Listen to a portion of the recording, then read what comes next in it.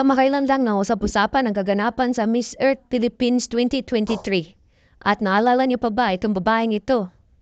Na kung saan siya representative ng mga Tarem, Pangasinan. Naging viral siya during media presentation. Siya si Kiri Riley na isang British Filipina na may nakapibigaran ng ganda. Naging trending siya at popular during media presentation ng Miss Philippines Earth 2023. Nang bigla na lang siyang natalisod pagbaba niya sa hagdanan.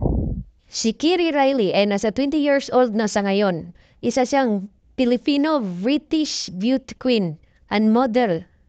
Mula noong media presentation, naging motivation na ni Kiri Riley na umangat at bumangon sa pagkakadapa. Yun nga, sa katatapos lang na Miss Philippines Earth ay naging first runner-up siya ni Eliara Marie Aduana ng Siniluan, Laguna. Ang first runner-up ng Miss Philippine Earth ay may koronang Miss Philippines Air na kung saan pag ma-dethrone ang nanalong kalahok sa Miss Philippines Earth, automatic ang papalit ay ang first runner-up na si Kiri Riley ng Province of Mga Tarim, Pangasinan.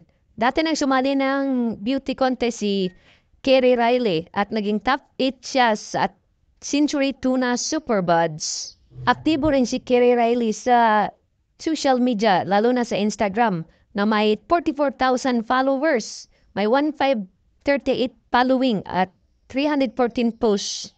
Isa si Kiri Riley sa may pinakamagandang mukha na sumalang sa Miss Philippines Earth 2023 noong nakaraang April. Dahil isa siyang Miss